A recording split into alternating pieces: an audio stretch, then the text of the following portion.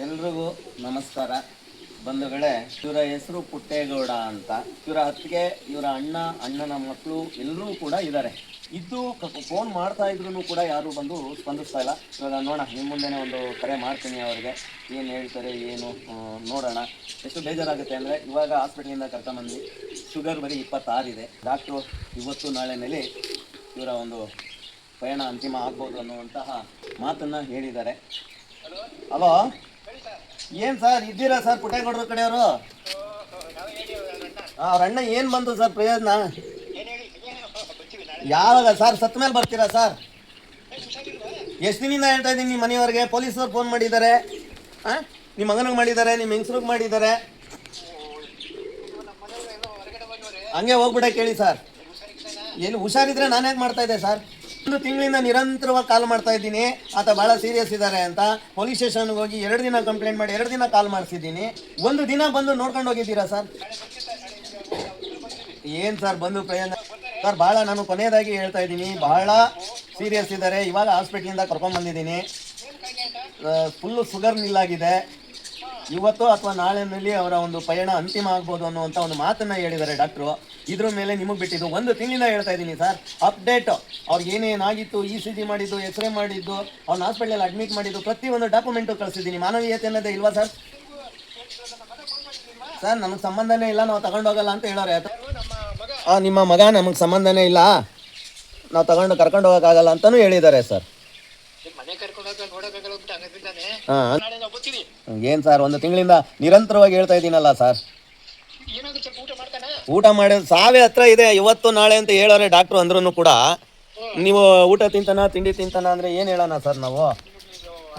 ಅಲ್ಲ ಸರ್, ಬತ್ತಿದಾಗ ಬಂದು ನೋಡಲಿಲ್ಲ ಅಂದರೆ ಮನುಷ್ಯನ ಒಂದು ಇದಾ ಸರ್ ಇದು? ಹೇಳಿ ಸರ್, ನೀವು ಹೇಳಿ. ಶುಗರು ಬರೀ 26ಕ್ಕೆ ಬಂದ್ಬಿಟ್ಟಿದೆ ಸರ್. ಅದ್ರ ಮೇಲೆ ನಿಮಗೆ ಸೇರಿದ್ದು. ದುಡ್ಡು ತಗೊಳಕ್ಕೆ ಬಂದಿದ್ರು, ದುಡ್ಡು ತಗೊಳಕ್ಕೆ ಬಂದಿದ್ರು. ಅವ್ರ ದುಡ್ಡನ್ನ ನಿಮ್ಮ ಹೆಂಗಸರು ನಿಮ್ಮ ಮಗ ಬ್ಯಾಂಕಲ್ಲಿ ದುಡ್ಡಿದೆ ಅಂತಲ್ಲ, ಅದು ಆ ದುಡ್ಡನ್ನು ತಗೊಳಕ್ಕೆ ಬಂದಿದ್ರು. ನಿಮ್ಗೆ ಯಾಕೆ ಹೇಳ್ತಾರೆ ಸರ್? ನಿಮ್ಮ ಕಸ್ಟಡಿನಲ್ಲಿದ್ರೆ ಎಲ್ಲವನ್ನು ಹೇಳೋರು. ಯಾರು ಇಲ್ಲ ಅಂತ ಕರ್ಕೊಂಬಂದು ಸೇರಿಸ್ತಾರೆ. ನಮ್ಮ ಮನೆ ರೋಡಲ್ಲಿ ಇದ್ದ ಅಂತ ಅವತ್ತು. ನಾವು ಇಲ್ಲಿಲ್ಲ ಅಲ್ಲೆಲ್ಲೋ ಇದ್ದೀವಿ ಊರಲ್ಲಿ ಅಂತಾರೆ ಪೊಲೀಸವ್ರು ಫೋನ್ ಮಾಡಿದ್ರೆ. ಯಾಕೆ ಈ ಸುಳ್ಳುಗಳು? ನಿರಂತರವಾಗಿ 1 ತಿಂಗಳಿಂದ ಹೇಳ್ತಾ ಇದ್ದೀನಿ ಅವ್ರಿಗೆ ಹುಷಾರಿಲ್ಲ ಅಂತಮ್ಮ.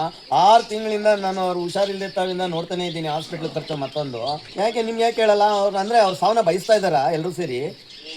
ಮತ್ತೆ ಬಯಸಿಲ್ಲ ಅಂದರೆ ನಿಮ್ಗೆ ಹೇಳ್ಬೋದಿತ್ತಲ್ಲ ಅಣ್ಣ ಆದವ್ರಿಗೆ. ನೋಡಿ, ನಾನು ಕೊನೆಯದಾಗಿ ಹೇಳ್ತಾ ಇದ್ದೀನಿ ಸರ್, ನಿಮ್ಮಲ್ಲಿ ಮನವಿ, ಜೀವಂತವಾಗಿದ್ದು ಬಂದಾಗ ನೋಡೋಂಗಿದೆ ನೋಡಿ. ಇವತ್ತು ನಾಳೆ ಲಾಸ್ಟ್ ಅಂತ ಡಾಕ್ಟ್ರ್ ಹೇಳಿದ್ದಾರೆ. ಅದ್ರ ಮೇಲೆ ನಿಮಗೆ ಬಿಟ್ಟಿದ್ದು.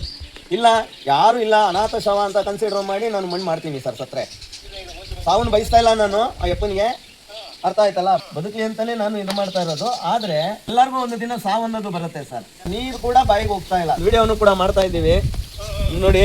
ಜ್ಯೂಸ್ ಕೂಡ ತಗೊಳ್ತಾ ಇಲ್ಲ. ಏನ್ ಮಾಡೋದು ನಾವು?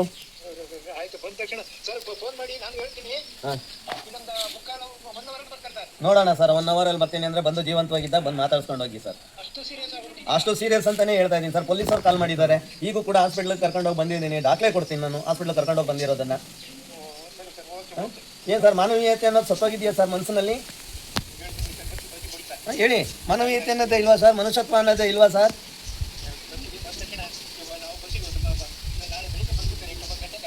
ಬರೋದು ಬೇಡ ಬಿಡ್ರಿ, ಎಲ್ಲ ಮಾಡಿ ಅವ್ನು ಸತ್ರೆ ನೀವೇ ಕಾರ್ಯ ಮಾಡಿ ಅಂದ್ರೆ ನಾನು ಮಾಡ್ತೀನಿ ಸರ್ ಅವ್ರ ಮಗನಾಗಿ. ಇಲ್ಲ ಇನ್ನೇನು ಜಾಸ್ತಿ ನಿಮ್ಮ ಹತ್ರ ಮಾತಾಡೋಕೆ ಇಷ್ಟ ಇಲ್ಲ.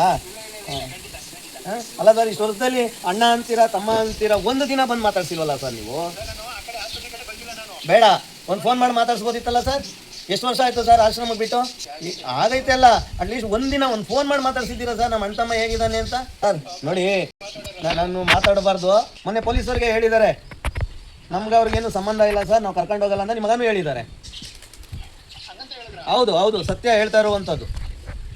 ರೆಕಾರ್ಡ್ ಕಳಿಸ್ತಾ ಅವ್ರು ಮಾತಾಡಿರೋದು ನಿಮಗೆ?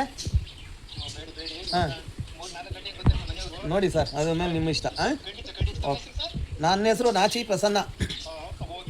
Okay, thank you sir.